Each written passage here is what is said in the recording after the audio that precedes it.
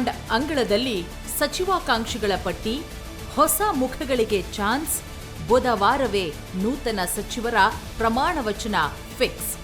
ನೋಡಿ, ಒಂದು ಕಡೆ ರಾಜ್ಯದಲ್ಲಿ ಬರ ಪರಿಸ್ಥಿತಿ ಗಂಭೀರವಾಗಿದೆ. ಆಡಳಿತವನ್ನ ಮತ್ತಷ್ಟು ಬಲಪಡಿಸುವ ಅಗತ್ಯ ಇದೆ.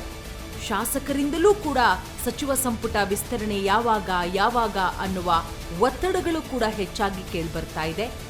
ಎಲ್ಲಾ ಕಾರಣದಿಂದ ಹೈಕಮಾಂಡ್ ಇನ್ನೂ ವಿಳಂಬ ಮಾಡುವುದಕ್ಕೆ ಯಾವುದೇ ಕಾರಣಕ್ಕೂ ಕೂಡ ಸಾಧ್ಯ ಇಲ್ಲ ಎನ್ನುವ ಅಭಿಪ್ರಾಯಗಳು ಕೂಡ ವ್ಯಕ್ತವಾಗ್ತಾ ಇದೆ.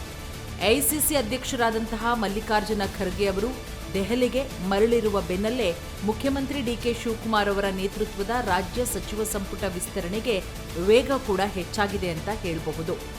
ಎಲ್ಲ ಯೋಚನೆ ಮಾಡದ ರೀತಿ ನಡೆದ್ರೆ ಬುಧವಾರ ನೂತನ ಸಚಿವರು ಪ್ರಮಾಣ ವಚನ ಸ್ವೀಕಾರ ಮಾಡುವುದು ಫಿಕ್ಸ್ ಅಂತಾನೆ ಹೇಳಲಾಗ್ತಾ ಇದೆ. ಸದ್ಯ ಸಚಿವ ಸಂಪುಟದಲ್ಲಿ ಖಾಲಿ ಇರುವುದು 20 ಸ್ಥಾನ, ಆದರೆ ಆಕಾಂಕ್ಷಿಗಳ ಸಂಖ್ಯೆ ಇರುವುದು 70. ಒಂದೇ ಹಂತದಲ್ಲಿ 20 ಸ್ಥಾನಗಳನ್ನು ಭರ್ತಿ ಮಾಡಲಾಗುತ್ತೆ ಅನ್ನುವ ಮಾತುಗಳು ಕೂಡ ಕೇಳಿಬರ್ತಾ ಇದೆ.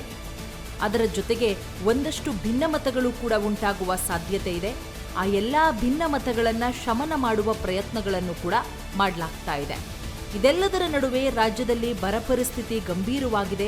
ಆಡಳಿತವನ್ನ ಮತ್ತಷ್ಟು ಬಲಪಡಿಸುವ ಅಗತ್ಯವಿದೆ. ಶಾಸಕರಿಂದಲೂ ಸಚಿವ ಸಂಪುಟ ವಿಸ್ತರಣೆಗೆ ತೀವ್ರ ಒತ್ತಡ ಹೆಚ್ಚಾಗ್ತಾ ಇದೆ. ಈ ಕಾರಣದಿಂದ ಹೈಕಮಾಂಡು ಇನ್ನೂ ವಿಳಂಬ ಮಾಡೋದಕ್ಕೆ ಸಾಧ್ಯವಿಲ್ಲ. ಮುಖ್ಯಮಂತ್ರಿ ಡಿಕೆ ಶಿವಕುಮಾರ್ ಅವರು ಮಲ್ಲಿಕಾರ್ಜುನ ಖರ್ಗೆ ಅವರನ್ನ ಮೊನ್ನೆ ತಾನೇ ಭೇಟಿ ಮಾಡಿ ಮಾತುಕತೆ ಮಾಡಿದ್ದಾರೆ. ಕೆಂಪೇಗೌಡ ಅಂತಾರಾಷ್ಟ್ರೀಯ ವಿಮಾನ ನಿಲ್ದಾಣದವರೆಗೂ ಕೂಡ ಬೀಳ್ಕೊಟ್ಟು ಬಂದಿದ್ದಾರೆ. ಡಿಕೆ ಶಿವಕುಮಾರ್, ಮಾಜಿ ಮುಖ್ಯಮಂತ್ರಿ ಸಿದ್ದರಾಮಯ್ಯ, ಕೆಪಿಸಿಸಿ ಅಧ್ಯಕ್ಷರಾದಂತಹ ಬಿಕೆ ಹರಿಪ್ರಸಾದ್, ದೆಹಲಿಯಲ್ಲಿ ಲೋಕಸಭೆ ವಿರೋಧ ಪಕ್ಷದ ನಾಯಕರಾದಂತಹ ರಾಹುಲ್ ಗಾಂಧಿ ಸೇರಿದಂತೆ ಕಾಂಗ್ರೆಸ್ ವರಿಷ್ಠರೊಂದಿಗೆ ಸಚಿವ ಸಂಪುಟ ವಿಸ್ತರಣೆಯ ಕುರಿತು ಮೊನ್ನೆ ತಾನೇ ಚರ್ಚೆ ಕೂಡ ಮಾಡಿದ್ರು. ಈಗ ಬರ್ತಾ ಇರುವಂತಹ ಮಾಹಿತಿಯ ಪ್ರಕಾರ ಬುಧವಾರ ಎಲ್ಲವೂ ಓಕೆ ಆದರೆ ಇವತ್ತು ಬುಧವಾರ ನೂತನ ಸಚಿವ ಸಂಪುಟದ ಪ್ರಮಾಣ ವಚನ ಸ್ವೀಕಾರ ಕಾರ್ಯಕ್ರಮವೂ ಕೂಡ ಇದೆ.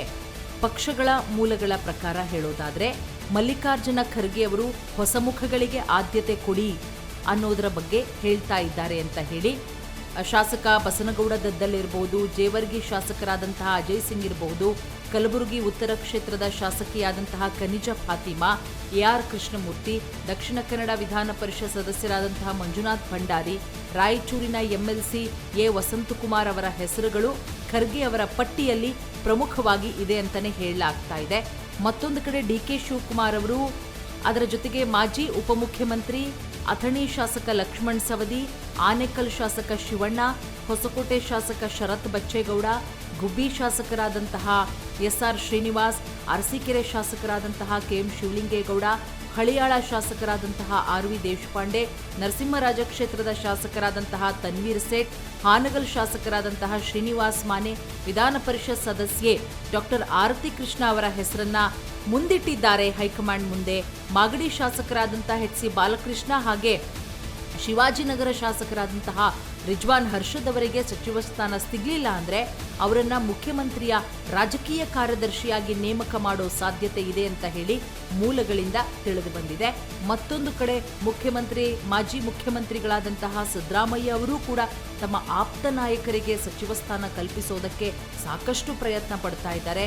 ಡಾಕ್ಟರ್ ಎಚ್.ಸಿ. ಮಹದೇವಪ್ಪ ಅವರಿರ್ಬೋದು, ಬಿ ನಾಗೇಂದ್ರ ಅವರಿರ್ಬೋದು, ಕನಕಗಿರಿ ಶಾಸಕರಾದಂತಹ ಶಿವರಾಜ್ ತಂಗಡಗಿ ಇರಬಹುದು, ಮಳವಳ್ಳಿ ಶಾಸಕರಾದಂತಹ ಪಿಎಂ ನರೇಂದ್ರ ಸ್ವಾಮಿ ಇರಬಹುದು, ಸಂತೋಷ್ ಲಾಡು, ಗಾಂಧಿನಗರದ ಶಾಸಕರಾದಂತಹ ದಿನೇಶ್ ಗುಂಡೂರಾವ್, ಯಲಬುರ್ಗಾ ಶಾಸಕರಾದಂತಹ ಬಸವರಾಜ ರಾಯರೆಡ್ಡಿ, ಅದರ ಜೊತೆಗೆ ಗೋವಿಂದಪ್ಪ, ರಾಮದುರ್ಗ ಶಾಸಕರಾದಂತಹ ಅಶೋಕ್ ಪಟ್ಟಣ್, ಚಾಮರಾಜನಗರ ಶಾಸಕರಾದಂತಹ ಪುಟ್ಟರಂಗ ಶೆಟ್ಟಿ ಹಾಗೆ ಪೊನ್ನಣ್ಣ ಇವರ ಹೆಸರುಗಳನ್ನು ಸಿದ್ದರಾಮಯ್ಯ ಶಿಫಾರಸು ಮಾಡಿದ್ದಾರೆ ಅನ್ನೋದ್ರ ಬಗ್ಗೆನೂ ಕೂಡ ಮಾಹಿತಿಗಳು ಕೇಳಿಬರ್ತಾ ಇದೆ.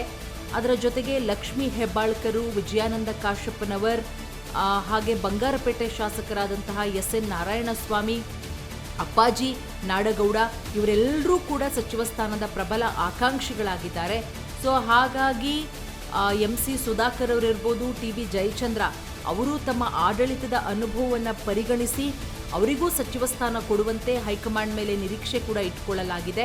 ಸೊ ನೋಡೋಣ ಏನಾಗಬಹುದು ಅಂತ ಹೇಳಿ. ಎಲ್ಲವೂ ಓಕೆ ಆದರೆ ಬುಧವಾರ ನೂತನ ಸಚಿವರುಗಳು ಪ್ರಮಾಣ ವಚನ ಸ್ವೀಕಾರ ಮಾಡುವ ಸಾಧ್ಯತೆ ಇದೆ.